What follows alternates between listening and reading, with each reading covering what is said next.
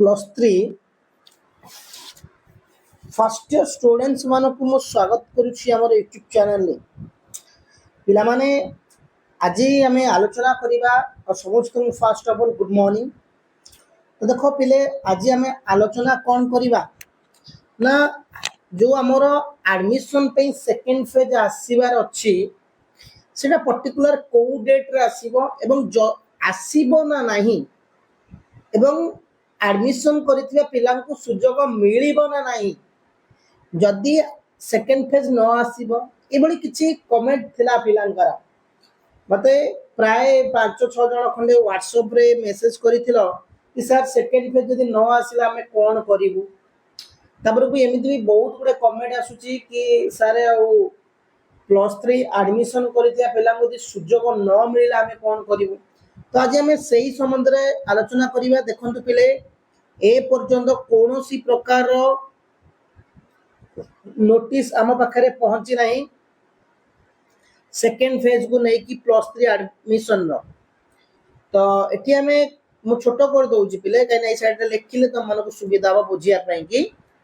तो देख जो 6-7टी टॉपिक रोची 6-7टी प्रश्न रोची पिला मन में हमें गोटे पर गोटे प्रश्न को आलोचना करवा। सेकेंड फेज रो डेट आम समस्ते पूरा एते भावरे उत्साहित अच्छु जे सेकेंड फेज रो सर पर्टिकुलर डेटा कहि दियंतु आज आसीबो ना काली आसीबो ना परन आसीबो को डेट रे आसीबो कहि दियंतु। देखो पिले तमे माने जो भली तत्व रहउचो तुम निज एडमिशन को पाई कि हायर एजुकेशन डिपार्टमेंट भी सही भली तत्व रहउची। देखो फर्स्ट ऑफ ऑल तमे भाबिगो जे जदी तत्व रहउची काहे के डिले करूची। देखो एटा कथा अछि जेतबेले प्रथम फेज रो एडमिशन सरला तार स्पॉट आ वेटिंग सरला सेठी देखिबो केते पिला एडमिशन करिथिले और केते पिला सीट बाकी रहला आ केते पिला माने कोन निजे टीसी नै चंती सेही अनुसार गोटे डाटा प्रस्तुत करी कि से गोटे नोटिस दबो एवं बिना सेंती डाटा न नै कि तो केबे कोन से एडमिशन प्रोसेस स्टार्ट होबो ना। तो फर्स्ट पेज रे केते पिला बाकी अछो एडमिशन पाई नाती फॉर्म पकैथिले केते पिला एडमिशन करी के टीसी नै गले +3 पढिया चाहनाती एंती केते सीट अछि ताको से सब कैलकुलेट करी कि बाहर करिवो। तापर को आउडे कथा होची डेट पिले डेट ता कोन ना डेट ता देखो हमर जेंती म कहिची 10 अगस्त जाके वेट करो यदि 10 अगस्त न आसुची तो देखो आमे वेट करिचे एंती कोन से ऑफिशियली डिक्लेयर हेइनी।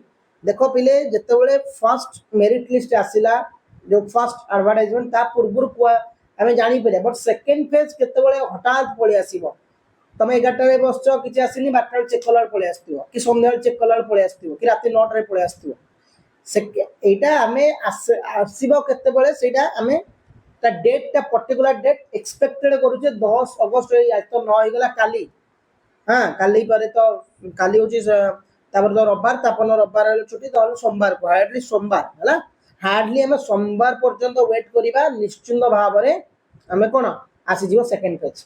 ता 3 नंबर रोची सेकेंड फेज जदी न आसीला अरे माने अरे मोर प्रियर पिला माने मु भी तुमको गारंटी कहिची एवं हायर एजुकेशन डिपार्टमेंट तो पागल नुहे कहीं कि ना सीट लक्षाधिक फांका अछि कहीं कि सेकेंड फेज बाहा करे मोर पिला माने प्रिय देखो जेतेबेले लक्षाधिक सीट पूरा फांका रहउची हायर एजुकेशन डिपार्टमेंट रे ओके तो से निश्चिंत सीट बाहा करिवो सेकेंड फेज कोन थर्ड फेज कोन फोर्थ फेज बाहा करिवो 3 रु 4टी फेज निश्चिंत बाहारिवो ओके एबे तो तुम माने क्लियर होला कि नहीं 100% बाहारिवो कारण सीट लक्षाधिक अछि लक्षाधिक ने लक्ष्य पाखा कि सीट बोलची हायर एजुकेशन डिपार्टमेंट रे।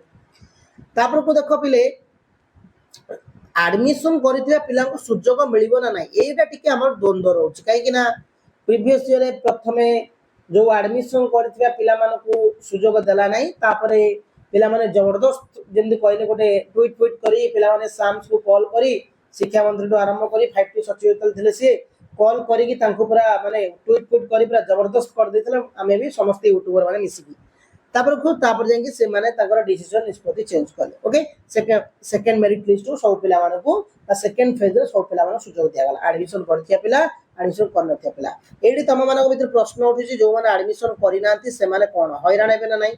देखो एडमिशन करि नथिबा पिला ସେମାନଙ୍କୁ ଫର୍ମ ପକେଇବା ସୁବିଧା ଦବ, ଯୋଉମାନେ ଆଡମିସନ କରିଛନ୍ତି ସେମାନଙ୍କୁ ସୁବିଧା ଦବ। ତ ଏଠି ଟିକେ ସଫର କୋଉମାନେ ହେବେ ନା ଯୋଉମାନେ ଆଡମିସନ କରିନାହାନ୍ତି ବିଲକୁଲ, ସେମାନେ ଟିକେ ସଫର ହେବେ, କାହିଁକି ନା ଅଲରେଡି ସେମାନେ ଆଡମିସନ କରିଛନ୍ତି। ଯେତେବେଳେ ସେମାନେ ପୁଣି ଆଉ ଥରେ ଫର୍ମ ପକେଇବେ, ତାଙ୍କ ମନ ପସନ୍ଦ କଲେଜ କି ସେ କଲେଜ ଭଲ ଲାଗିଲାନି, ଧର ଯୋଉ ପିଲାଟା ଆଡମିସନ ପାଇନି ସେ କଲେଜରେ କମ୍ ମାର୍କ ସକାଶେ ସେ ପିଲାଟା ଟିକେ ସଫର ହବ ନିଶ୍ଚିତ ଭାବରେ। ସିଟ୍ ପାଇବ କିନ୍ତୁ ହয়তো ସେ କଲେଜ ନ ପାଇପାରେ। ଧର ମନେ କରାଯାଉ ଗୋଟେ 96% ପିଲା ଆଡମିସନ କରିଥିଲା ରେଭେନ୍ସାରେ, ବଟ୍ ହୁଏତ କୌଣସି ଇସ୍ୟୁ ସକାଶେ ସେ ରମାଦେବୀ ଆସିବାକୁ ଚାହୁଁଛି। ଗୋଟେ ପିଲା 95% ରଖିଛି, ସିଏ ରମାଦେବୀରେ ଏକ୍ସପେକ୍ଟେଡ୍ ଅଛି ପଢିବା ପାଇଁ, ତ ସେକେଣ୍ଡ ଫେଜ୍ରେ ପକେଇଲା। ବଟ୍ କିନ୍ତୁ ଗୋଟେ ସିଟ୍ ଅଛି, ଗୋଟେ ଅନର୍ସ 96 ପିଲା ପକେଇଥିଲା, ଆଡମିସନ କରିଥିଲା ରେଭେନ୍ସାରେ, କିନ୍ତୁ ପୁଣି ଆସି ରମାଦେବୀରେ ପକେଇଲା। ତ ଏଇ 95% ପିଲା ପାଇବ କି? ପାଇବନି। ତ ଏଠି ଯଦି ଆଡମିସନ କରିଥିବା ପିଲାଙ୍କୁ ସୁବିଧା ଦେଲା, ସୁଯୋଗ ଦବ, ଯୋଉମାନେ ଆଡମିସନ କରିନାହାନ୍ତି ସେମାନେ ଟିକେ ସଫର ହେବେ, ଯୋଉମାନେ ଫର୍ମ ପକେଇନାହାନ୍ତି ସେମାନେ ଟିକେ ସଫର ହେବେ। ଓକେ, ଏବଂ ଏଠି ଆମେ କଣ ଆଉ ଗୋଟେ କଥା ଉଠୁଛି ପ୍ରଶ୍ନ ମନରେ, ଯେ କି এই যে সেকেন্ড মেরিট লিস্ট সেকেন্ড ফেজটা দিয়াଯିବ, তার আডমিশন প্রক্রিয়া শেষ কেତେବେଳୁ ହେଇଯିବ ନା ସେପ୍ଟେମ୍ବର ମାସ। ମନେ ରଖ ତାର ସରୁ ସରୁ ସେପ୍ଟେମ୍ବର ମାସ ହେଇଯିବ ହେଲା, ଆଉ କିଛି ନୁହଁ। ମୁଁ ଗ୍ୟାରେଣ୍ଟି ଦେଇ କହୁଛି ଆସିଯିବ ସୋମବାର ଭିତରେ। ଆମେ ସୋମବାର ଯାଏଁ ଅପେକ୍ଷା କରିବା, ଗ୍ୟାରେଣ୍ଟି ଆସିବ। ଏବଂ এই ଯୋଉ ପିଲାମାନେ କମେଣ୍ଟ କରୁଛ ସେମାନଙ୍କ ଆଡମିଶନ ପ୍ରକ୍ରିୟା ସରୁ ସରୁ ସେପ୍ଟେମ୍ବର ମାସ ହେଇଯିବ। ନିଶ୍ଚିତ ଭାବରେ ସେପ୍ଟେମ୍ବର ମାସ ହେଇଯିବ ଏବଂ ବଢିବ, ସେପ୍ଟେମ୍ବର କମିବନି। ଓକେ, ଯଦି ବି କିଛି ବି ଡାଉଟ୍ ଅଛି ମତେ କମେଣ୍ଟ ନିଶ୍ଚିତ କରିବେ। ଥ୍ୟାଙ୍କ ୟୁ ପିଲାମାନେ, ଜୟ।